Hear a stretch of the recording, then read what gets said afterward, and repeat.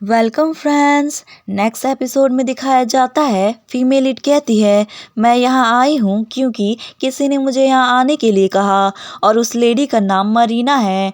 And ये नाम सुनते ही इसला गुस्सा हो जाती है एंड हमारी फीमेल लीड का ये हाल करती है। एंड फीमेल लीड मन में कहती है जैसा कि मैंने एक्सपेक्ट किया उसका रिएक्शन और भी ज़्यादा कोल्डर है। देन फीमेल लीड कहती है मरीना ने कहा कि उसने मार्स को नहीं मारा। एंड इसला कंटिन्यूसली उस पर ठंडी हवाएं की बारिश किए जा रही थी। एंड फीमेल इन मन में कहती है ऐसा लगता है कि वो मेरी बात नहीं सुनने वाली, क्या मैं ऐसे ही जमकर मरने वाली हूँ। देन जीनो जोरों से चिल्लाता है कमीला मेरे पीछे छिप जाओ। एंड फीमेल इन मन में कहती है जस्ट बिकॉज एक घोस्ट ठंडी हवाओं को ब्लॉक कर रहा है इसका मतलब ये नहीं कि ये सब रुक जाएगा। देन तभी इसला कहती है जीनो। एंड फीमेल इन मन में कहती है क्या ये ठंडी हवाएं रुक गई। देन इसला कहती है गार्डियंस वर्ड का लास्ट ओनर आखिरकार तुम यहाँ क्या कर रहे हो। देन फीमेल लीड जोर से चिल्लाती है इसला इम्प्रेस मरीना ने मार्स को नहीं मारा बल्कि मार्स ने खुद की जान ली थी। देन इसला कहती है क्या नो वे, ऐसा नहीं हो सकता, ये सब झूठ है। मैंने खुद अपनी आंखों से देखा है कि मरीना ने मार्स की जान ली थी। देन फीमेल लीड बताती है इम्प्रेस मरीना ने ये काम खुद नहीं किया, मार्स ने अपनी जान उस वुमेन के लिए दी जिससे वो प्यार करता था। देन इसला कहती है क्यों क्यों उस वुमन के लिए, आखिर क्यों। देन फीमेल चिल्लाते हुए कहती है क्योंकि वो मार्स का चाइल्ड था, मरीना के पेट में मार्स का बेबी था। देन इसला कहती है क्या वो एम्परर का चाइल्ड नहीं था, वो मार्स का चाइल्ड था। देन फीमेल कहती है हाँ डायरी में यही लिखा है कि चाहे जो कुछ भी हो जाए वो मार्स के बच्चे को ही एम्परर बनाएंगे। देन इसला कहती है तो फिर अभी की जो रॉयल फैमिली है। देन फीमेल इट कहती है हाँ ग्रेसिया एम्पायर की पूरी इम्पीरियल ब्लड लाइन मार्स से आई है। एंड ये जानकर इसला ज़मीन पे गिर जाती है एंड कहती है नहीं ये सब झूठ है। एंड फीमेल इन मन में कहती है मुझे पता है कि तुमने कई सालों से ये नफ़रत अपने दिल में रखी थी, उसे इतनी जल्दी मिटा पाना बहुत ही मुश्किल है, पर फिर भी एम्परर ने सोचा कि यह उसका अपना बच्चा है और उसे सिंहासन पर बैठा दिया, लेकिन ये तो किसी और का था। हो सकता है कि एम्परर अभी भी भूत के रूप में भटक रहा हो क्योंकि वो अभी इतना नाराज होगा इसलिए उसे शांति नहीं मिली होगी। क्या मैं ही एक पर्सन हूँ जो इस फैक्ट से परेशान हूँ। बाप रे कितना बड़ा अफेयर स्कैंडल हुआ है। एंड फीमेल सारी स्टोरी बताती है एंड पास्ट का टाइम दिखाया जाता है। मरीना कहती है I am sorry Mars and उसके हाथ काँप रहे थे जिसमें वो खंजर पकड़ी हुई थी। एंड कहती है ये हिज मैजेस्टी का ऑर्डर है एंड फादर और मदर उन्होंने कहा है कि वो तुम दोनों को मार देंगे और हमारे पूरे फैमिली को भी, इवन इस बच्चे को भी, मुझे माफ़ कर दो प्लीज़। एंड मार्स कहता है मरीना एंड हल्की मुस्कान लिए कहता है जैसे तुम चाहो, मैं हमेशा तुम्हारे साथ हूँ। एंड मरीना रोते हुए कहती है मार्स प्लीज़ यहाँ से चले जाओ, हिज मैजेस्टी तुम्हें नहीं छोड़ेंगे, सो प्लीज़ चले जाओ। एंड मार्स उसके खंजर वाले हाथों को पकड़ता है एंड कहता है मैं कहीं नहीं जाने वाला। एंड मरीना कहती है मार्स एंड मार्स मरीना को अपनी ओर खींचकर गले लगा लेता है।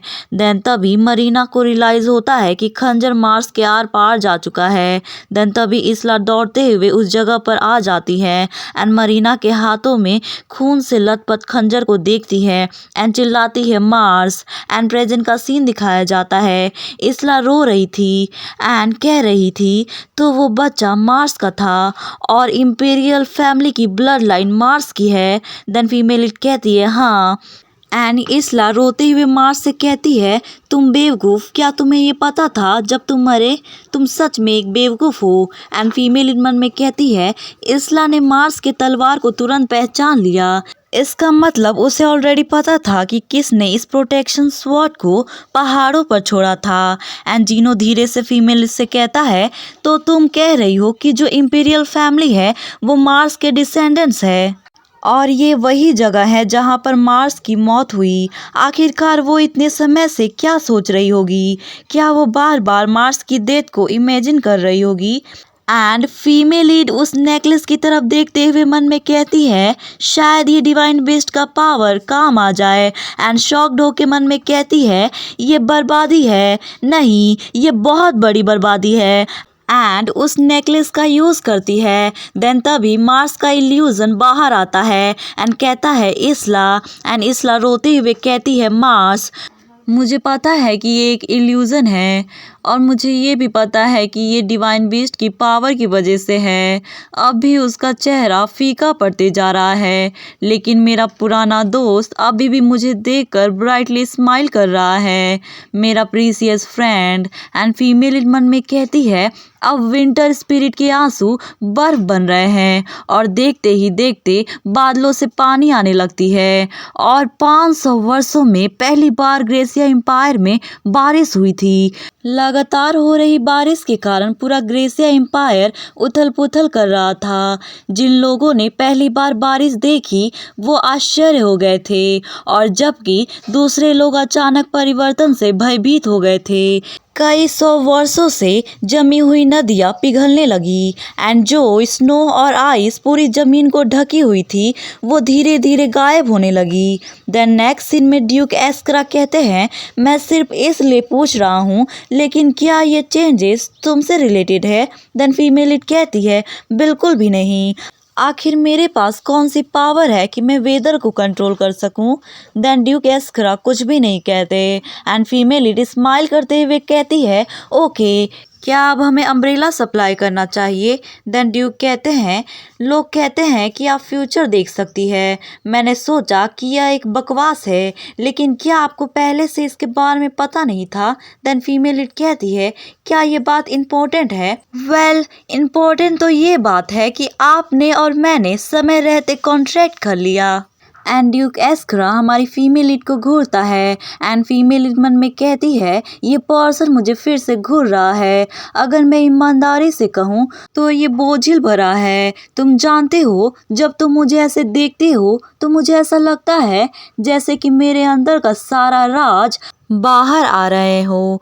देन ड्यूक एस्करा कहते हैं यंग लेडी 17 की है राइट? देन फीमेल लीड कहती है हाँ बिल्कुल सही। देन ड्यूक एस्करा कहते हैं पिछली बार जब मैं फेबलर एम्पायर गया था तो लगभग उतनी ही समय बीती है। देन फीमेल लीड कहती है तो ऐसी बात है। देन ड्यूक कहते हैं तो वहाँ पर मेरा एक एक्सीडेंट हो गया था। देन फीमेल लीड उदास होकर बोलती है क्या एक्सीडेंट? एंड मन में कहती है क्या आप अचानक से उसके बारे में क्यों बता रहे हैं?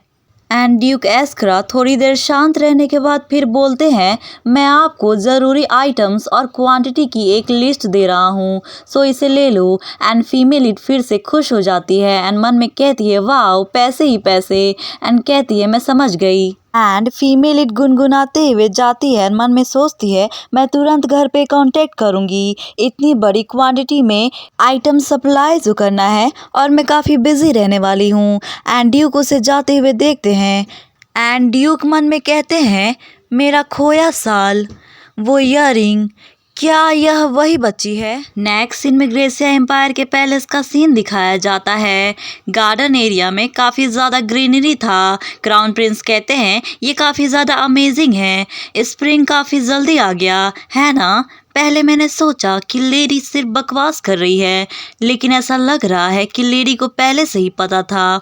एंड फीमेल लीड स्माइल करते हुए कहती है बिल्कुल भी नहीं, बस जो ग्रेसिया एम्पायर का विंटर है वो ख़त्म हो गया है। एंड फीमेल लीड बताती है जो इसला है वो अपनी सारी पावर को वापस ले ली है और एक छोटी सी स्नो वाइट ड्रैगन में ट्रांसफ़र हो गई है।